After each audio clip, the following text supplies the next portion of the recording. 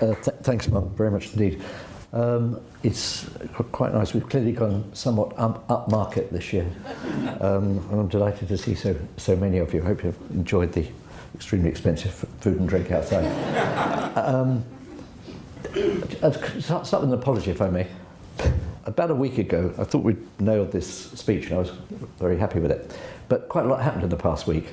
Some information from the European Commission, announcements of BFI, one thing another, and it's kind of grown.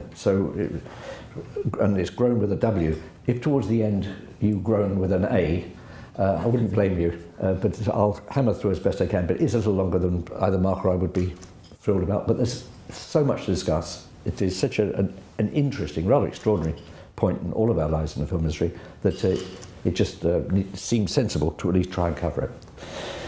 If I may, I'll start with a quotation, although it could sound a little more like an accusation. There's no prizes for guessing who the writer is. You take books wet from the press. You cut, hack and carve the serials to the capacities of your actors. You finish unfinished works and crudely and hastily do your utmost to anticipate the author's plot. All of this without his permission and against his will. And then to crown the whole proceeding, you publish in some mean pamphlet an unmeaning farrago of garbled extracts.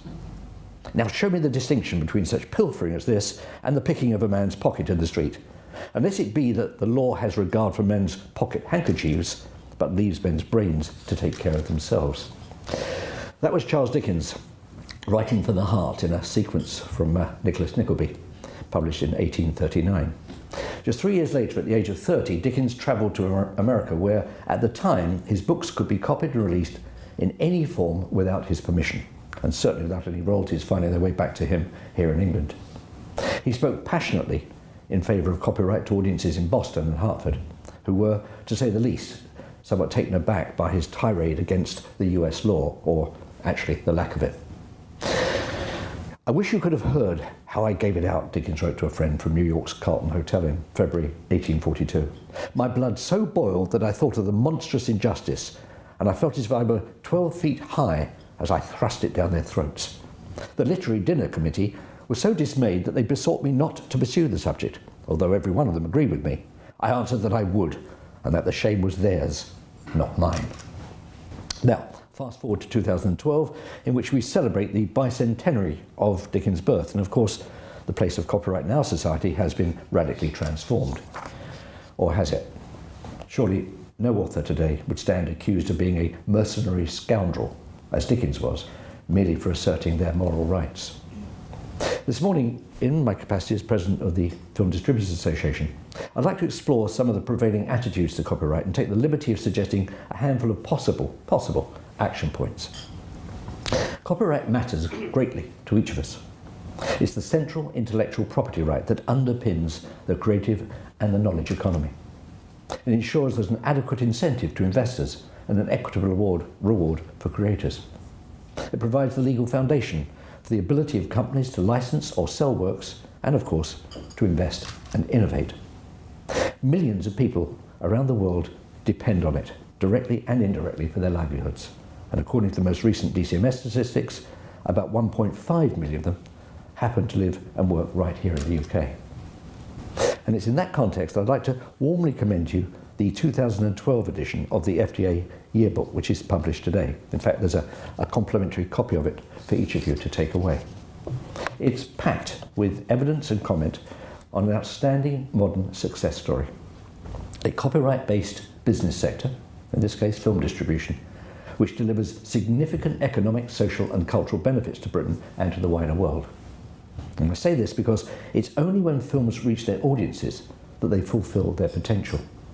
And it's why any coherent film policy must address the issue of both supply and demand. As you know, the theatrical box office in the UK, with the highest profile of any in the international market, scaled new heights last year, topping 1 billion for the very first time. That's 25% more than just a decade ago. No fewer than 580 releases were launched by an ever more competitive distribution sector, many of them with subtitles and audio description. In addition, digital systems are enabling exhibitors, in many cases long established in their local communities, to expand or extend what they offer over and above movies. I was struck by a number of other fascinating nuggets in this yearbook. Digital 3D accounted for a fifth of the overall box office as it had in 2010. And notwithstanding the economic climate, the magnetic appeal of enhanced out-of-home experiences remains powerful. IMAX screens alone delivered nearly 1% of total receipts. Distributors invested almost 200 million in media advertising. That's more than ever before, and particularly good news for TV channels and poster contractors. Michael Morpurgo's novel War Horse, published in 1982, turned into a stage show in 2007, sold more copies in the UK in a fortnight after the film was released in January this year than it did in the first 25 years of its publishing life. However extraordinary the stage version, it was Steven Spielberg's movie that propelled the book sales into such an absolutely remarkable trajectory. The overall bestseller in Britain last year was One Day by David Nicholls, which sold nearly 1 million copies in paperback.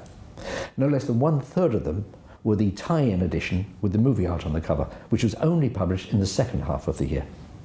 Now, I find it hard to discover two better examples of the pivotal place of film as a driver of consumption across our creative industries and culture takes. Without film, none of those numbers, I think, could have been achieved.